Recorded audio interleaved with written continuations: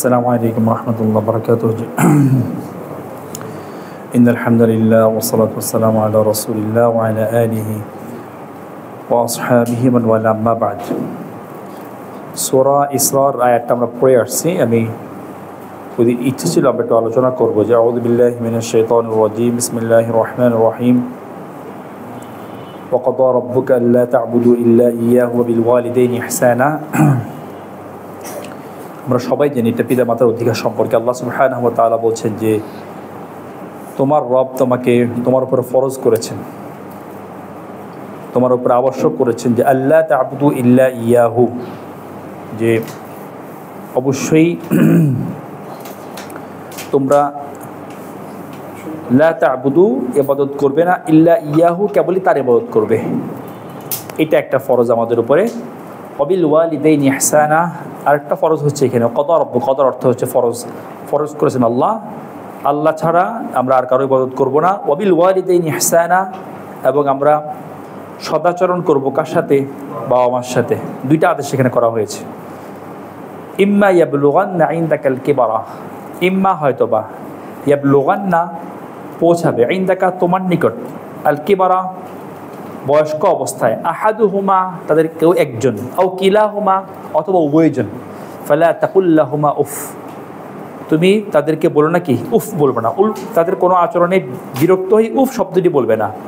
ওয়ালা তানহারহুমা, আর তুমি অবশ্যই তাদেরকে ধমক দিবে না, বরঞ্চ ওয়াকুল্লাহুমা কওলান কারীমা, এবং তাদের উভয়কে বলবে কওলান কথা, কারীমান সম্মানজনক কথা।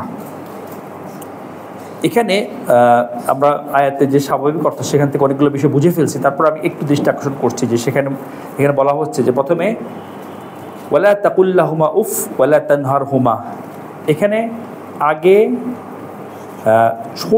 ছোট যে বিষয়টা সেটা কি করতে বলা হচ্ছে, না করতে বলা হচ্ছে। উফ শব্দটাও তাদের সাথে উচ্চারণ করতে না করতে বলা হচ্ছে।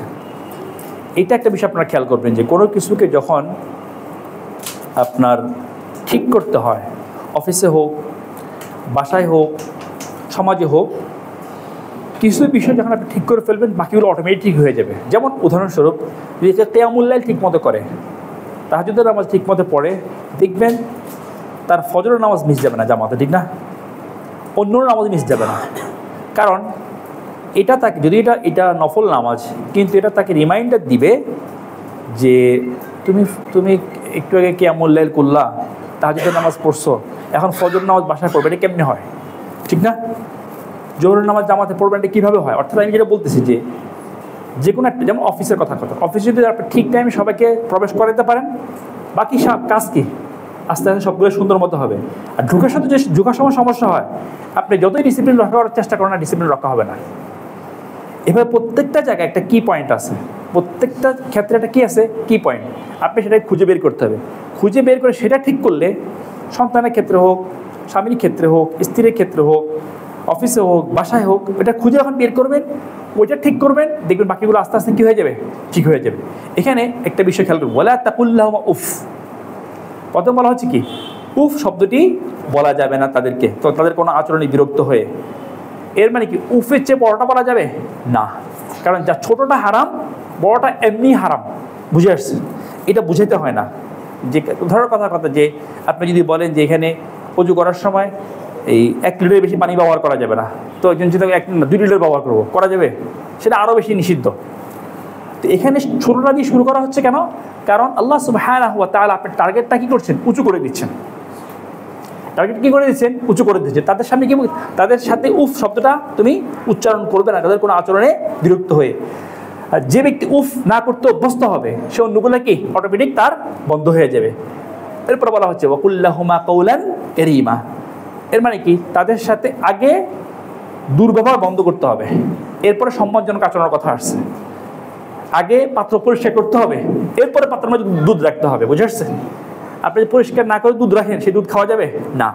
আগে ছোট অপরাধ করার প্রবণতা নষ্ট করতে হবে, অটোমেটিক বড়টা কী হয়ে যাবে, বন্ধ হয়ে যাবে। দ্বিতীয়ত হচ্ছে তখন আস্তে আস্তে ভালোগুলো মনের ভিতরে বসানো কী হবে, সহজ হবে। আল্লাহর ওয়েটা খেয়াল করবেন। এরপর আল্লাহ সুবহানাহু ওয়া তাআলা বলছেন, খুব বিখ্যাত আয়াত, আমরা এটা অনেকে জানি, বালাগার মানে আরবি সাহিত্যের অনেক লম্বা একটা চ্যাপ্টার এখানে আমরা পড়েছি, যারা আল আসরে পড়েন, যে ওয়াখফিদ লাহুমা জানাহাদ যুল্লি মিনার রাহমাতি ওয়া কুর রাব্বিরহামহুমা কামা রাব্বায়ানি সাগীরা। খাফাদা ইয়াখফিদ মানে নিচু করা, এটা আমি শাব্দিক অর্থ বলেছি, কারণ বালাগা বলতে গেলে এখন সময় লেগে যাবে, একটু বুঝতেও কষ্ট হবে আমাদের।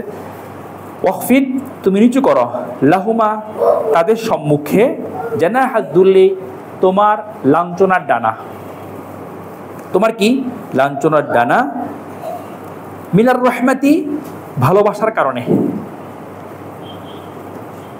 ওয়াকুর রাব্বিরহামহুমা কামা রাব্বায়ানি সাগীরা। এখানেও দুইটা ব্যাখ্যা আছে। একটা ব্যাখ্যা হচ্ছে যদি সরাসরি ব্যাখ্যাটা করি আমরা, এর একটা অর্থ দাঁড়াবে জানা অর্থ কি ডানা, বুঝে আসছে? অনেক সময় বাংলা আমরা বলি কিন্তু এই বেশি উড়াউড়ি করিস না, ঠিক না? বেশি বাড়াবাড়ি করিস না, বেশি উড়াউড়ি করিস না। ওয়াখফিদ লাহুমা জানাহাদ যুল্লি, বুঝে আসছে? যে তাদের সামনে তুমি বেশি বাড়াবাড়ি করো না, তাদের সামনে তুমি বেশি লাফালাফি করো না, বেশি উচ্চবাচ্য করো না, বুঝে আসছে? বরঞ্চ তুমি তোমার লাঞ্ছনার ডানাকে অবনমিত করো, উপরে উড়াউড়ি করো না, বাড়াবাড়ি করো না। এটা একটা কথা। এরপরে বলা হচ্ছে এটা হচ্ছে বাহ্যিকভাবে। কোন দিক থেকে? বাহ্যিকভাবে। যেমন হতে পারে আপনার মনের ভিতরে আসলে কষ্ট, আপনি বাহ্যিকভাবে জি বাবা ঠিক আছে, জি মা ঠিক আছে বলতেছেন, কিন্তু এর ভিতরে কি মানতে পারতেছেন না। আল্লাহ সুবহানাহু ওয়া তাআলা বলছেন যে ওয়াখফিদ লাহুমা জানাহাদ যুল্লি মিনার রাহমা। রহমত ভিতরের জিনিস, বাইরের জিনিস, ভিতরের জিনিস। রহমতের কারণে, ভালোবাসার কারণে, দয়ার কারণে তাদের প্রতি দয়া বলতে তাদের প্রতি আপনার আন্তরিকতার কারণে আপনি তাদের সামনে বিনয় অবনত হন, এটা বোঝানো হচ্ছে। তাহলে বাহ্যিক যেটা সেটা হচ্ছে উড়াউড়ি না করা, বাড়াবাড়ি না করা, আর ভিতরটা কোনটা? রহমত, দয়া, বুঝে আসছেন? আল্লাহ সুবহানাহু ওয়া তাআলা এখানে বলছেন যে ওয়াখফিদ লাহুমা জানাহাদ যুল্লি মিনার রাহমা। তাহলে বাবা মার সাথে আচরণটা সুন্দর হবে বাহ্যিকভাবে এবং মনের দিক থেকে, উভয় দিক থেকে। এরপরে আল্লাহ সুবহানাহু ওয়া তাআলা দোয়া করতে বলছেন ওয়াকুর রব্বি, বলো হে আমার রব, ইরহামহুমা কামা রাব্বায়ানি সাগীরা, যে হে আল্লাহ তুমি তাদের প্রতি রহম করো যেমন তারা ছোটবেলা আমাকে প্রতিপালন করেছে। রব্বিরহামহুমা কামা রাব্বায়ানি সাগীরা। এখানে আরো অনেক আলোচনা আছে, ইনশাআল্লাহ কোনো এক সময় যদি আমাদের সুযোগ হয় কথা বলবো।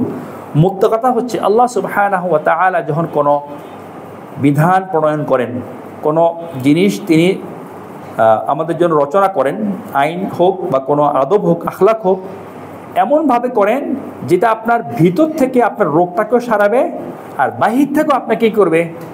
নম্র, ভদ্র, সভ্য করে তুলবে। একদিক থেকে হলে হবে না যে একটা মানুষ বাহ্যিক আচরণের দিক থেকে ভালো কিন্তু ভিতর থেকে সে ভালো হতে পারলো না, বুঝে আসছে? তাহলে সে সত্যিকার ভালো আসলে না। এখানে প্রত্যেকটা জিনিসের ক্ষেত্রে আল্লাহ সুবহানাহু ওয়া তাআলা কমপ্লিটলি আমাদেরকে এই বিষয়গুলো আদেশ করছেন, তুলে ধরছেন, বোঝানোর চেষ্টা করছেন। আল্লাহ সুবহানাহু ওয়া তাআলা আমাদের বোঝার তৌফিক দেন, আমিন। এখানে আমরা আরেকটা জিনিস দেখব যে ইব্রাহিম আলাইহিস সালামের বাবা তিনি কি ছিলেন? মুশরিক, কাফির ছিলেন। কাফির থাকা সত্ত্বেও ইব্রাহিম আলাইহিস সালাম তার বাবার সাথে কিভাবে তার সাথে কথা বলেছেন দেখেন। ওয়াজকুরু ফিল কিতাবি ইব্রাহিম ইন্নাহু কানা সিদ্দীকান নাবিয়্যা, সূরা মারিয়ামে আসছে, এটা আমরা তেলাওয়াত করে ফেলছি। যে আপনি আলোচনা করুন ইব্রাহিমের কথা, ইন্নাহু কানা সিদ্দীকান নাবিয়্যা, তিনি ছিলেন একজন কি? সত্যবাদী নবী। ইদ ক্বালা লিআবিহি, যখন তিনি তার বাবাকে বলছেন ইয়া আবাতি, হে আমার বাবা, হে আমার, আসলে এই আবুন হচ্ছে নর্মাল ডাক্তার, আবাতি হ্যাঁ একটু আদর করে, একটু ভদ্রভাবে, বুঝে আসছে? হে আমার বাবা বা আমার আব্বু, লিমা তা'বুদু মা লা ইয়াসমাউ ওয়া লা ইউবসিরু ওয়া লা ইউগনি আনকা শাইআ। লিমা তা'বুদু, আপনি কেন ইবাদত করছেন? মা লা ইয়াসমাউ, যে শুনতে পায় না, ওয়া লা ইউবসিরু, যে দেখতে পায় না, ওয়া লা ইউগনি আনকা শাইআ, আপনার কোনো কল্যাণ সাধন করতে পারে না, এমন জিনিস কেন আপনি ইবাদত করছেন যে আপনাকে, আপনার কথা কি করে না, শুনে না, দেখে না এবং আপনার কোনো কল্যাণ সাধন করতে পারে না। দেখেন বাবাকে কিন্তু অনেক সম্মানের সাথে, আদরের সাথে তিনি দাওয়াত দিচ্ছেন। ইয়া আবাতি ইন্নী ক্বাদ জাআনি মিনাল ইলম, হে আমার বাবা, আমার কাছে ইলম এসেছে, মা লাম ইয়াতিকা, যেটা আপনার কাছে আসেনি, ফাত্তাবি'নি, আপনি আমাকে ফলো করুন, অনুসরণ করুন, আহদিকা ইলা সিরাতান সাবিয়্যা, আমি আপনাকে সঠিক ভারসাম্যপূর্ণ পথ দেখাবো। ইয়া আবাতি লা তা'বুদিশ শাইতান, হে আমার বাবা, প্রিয় বাবা, আপনি শয়তানের ইবাদত করবেন না। ইন্নাশ শাইতানা কানা লির-রহমানি আসিয়্যা, নিশ্চয় শয়তান হচ্ছে রহমানের দয়াময়, রহমানের অবাধ্য। ইয়া আবাতি ইন্নী আখাফু আন ইয়ামাসসাকা আযাবুম মিনার রহমান, আমি ভয় করছি হে আমার বাবা যে আপনাকে স্পর্শ করবে শাস্তি রহমানের পক্ষ থেকে। ফাতাকুনা লিশ-শাইতানি ওয়ালিয়্যা, ফলে আপনি শয়তানের বন্ধু হয়ে যাবেন। এরপর বাবা বলছেন, ক্বালা আরাগিবুন আনতা আন আলিহাতি ইয়া ইব্রাহিম লাইন লাম তানতাহি লাআরজুমান্নাকা ওয়াহজুরনি মালিয়্যা। বাবা রাগ করে বললেন তাকে, আরাগিবুন আনতা আন আলিহাতি, তুমি কি আমাকে আমার ইলাদের থেকে বিরাগ বচন করছো, দূরে সরিয়ে নিচ্ছ? লাইন লাম তানতাহি, যদি বিরত না হও, লাআরজুমান্নাকা, অবশ্যই আমি তোমাকে কি করব? আমি তোমাকে পাথর মারবো। ওয়াহজুরনি মালিয়্যা, ওয়াহজুরনি, আমাকে তুমি একাকী ছেড়ে দাও। ক্বালা সালামুন আলাইক সাআস্তাগফিরু লাকা রাব্বি, আপনার প্রতি কি সালাম। এরপরও বলছেন ইব্রাহিম আলাইহিস সালাম। বুঝে আসছে? এখানে এই আয়াতটা পাঠ করার উদ্দেশ্য হচ্ছে যে বাবা দুর্ব্যবহার করা সত্ত্বেও, বাবা তাওহীদকে অস্বীকার করা সত্ত্বেও তিনি বাবার সাথে খারাপ ব্যবহার করেননি।